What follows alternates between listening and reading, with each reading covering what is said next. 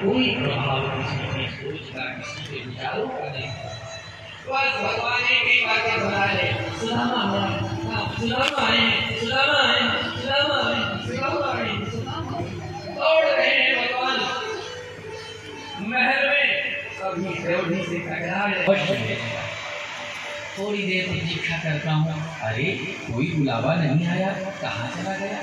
वो तो द्वारपाल था, अभी भी बुलावा भगवान ने नहीं भेजा, लगता है मुझे भूल गए। और यदि वो भूल गए हैं तो अब भैया सुदामा में जा रहा हूँ, द्वारकाधीश तुम्हारी इस द्वारका नगरी को प्रणाम करता हूँ, तुम्हें भी प्रणाम करता हूँ, अब मैं जा रहा हूँ। ऐसा बोल के सुदामा जाने को आगे बढ़े, बस तो कदम बढ़ाई थे कि पीछे से आवाज आई, मित्र सुदामा। जो घूम कर द्वारकाधीश भगवान श्री कृष्ण सुदामा अपेक्षा कर रहे हैं कि कोई बुलावा आएगा, कोई बुलाने के लिए आएगा, सुदामा को लेकर के जाएगा, और कोई बुलावा भगवान ने नहीं भेजा।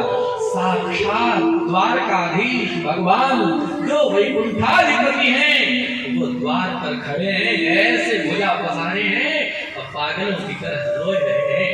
समान दशा है, भगवान भी द्वार पर खड़े हैं, सुदामा भी द्वार पर खड़े हैं, भगवान भी रोए रहे, सुदामा भी रोए रहे, और दौड़ कर दोनों मित्रों ने एक दूसरे को आलिंगन किया, गले से लगा।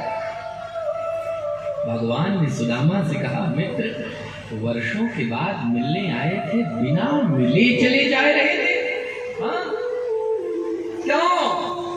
अब सुदामा घबराए गए कि क्या कह दूं, यदि ये कह देता हूं कि मुझे लगा कि तुम मुझे भूल गए होगे तो ये कितना बड़ा अन्याय है, मेरी इस बुद्धि में ये बात आई कैसे? हाँ? मैं तो बुढ़ावे की प्रतीक्षा में था, यहाँ साक्षात भगवान आ गए, कुछ बोल नहीं रहे, बस रोए जा रहे, रोए जा रहे, रोए जा रहे। द्वारकाधीश बोले, अच्छा चलो जाने दो, अब सारी बातें यही नहीं करूंगा, चलो भीतर। सुदामा बोले, नहीं भीतर मत लेके चलो। भगवान ने कहा, क्यों? तो सुदामा कहते हैं, हे मित्र कृष्ण, सभा छोड़ करके, अपना महल छोड़ करके द्वार पर मुझसे मिलने चले आए, हे भैया मैं धन्य हो गया, मैं विकृत हो गया, बस अब भीतर लेके मुझे न चलो। सुदामा से भगवान ने कहा, क्यों? सुदामा कहते, भैया क्योंकि महल में तरह तरह के लोग जब पूछेंगे तुमसे कि ये कौन है, तो क्या बताओगे तुम्हें कौन है? कहोगे कि ये मेरा मित्र है तो दुनिया क्या कहेगी कि ये इनके मित्र है। इसलिए भैया तुम्हारा बड़ा अपमान होगा, मुझे मत लेके चलो, बस यहीं से जा रहा हूँ, मैं तो दर्शन मात्र करने आया ही जा रहा हूँ। भगवान श्री कृष्ण ने सुदामा जी से कहा है, इतने दिन बाद आए हो, प्रवचन कर रहे हो, हाँ स्वभाव गया नहीं, ब्राह्मण हो तो प्रवचन करोगे, चलो भीतर बता रहा हूँ।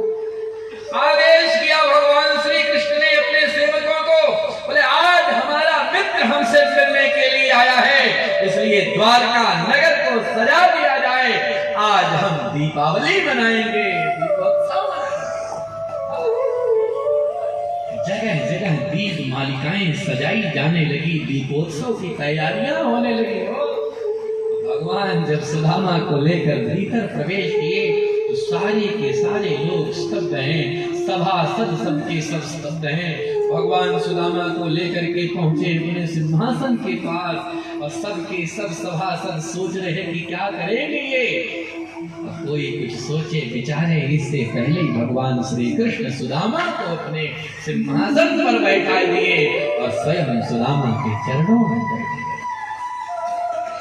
पीतांबर अपना लेकर सुदामा का पैर भगवान कृतम पुण्यम अवधूतेन भिक्षुणा, इस अवधूत के द्वारा ऐसे क्या पुण्य हो गए भाई, ऐसा क्या हो गया, इसको ये सिंहासन मिला है। भगवान रुक्मिणी के भावों को जान गए, रुक्मिणी से बोले, देवी जाओ जल लाओ, हम हमारे मित्र का पाद प्रक्षालन करेंगे। हजारों हजार दास दासियां हाथ जोड़े प्रतीक्षा में हैं कि कब भगवान आदेश करें, पर आज भगवान किसी दास दासी को आदेश नहीं किए। आज तो जो द्वारका की मुख्य महारानी है वो रुक्मिणी को भगवान बोले कि जाओ जाके पानी लाओ। रुक्मिणी दौड़ी, जान गई थी कोई विशिष्ट महापुरुष है, पानी लाओ। दूसरी तरफ पीताम्बर जी भगवान सुदामा का पैर पोंछ रहे।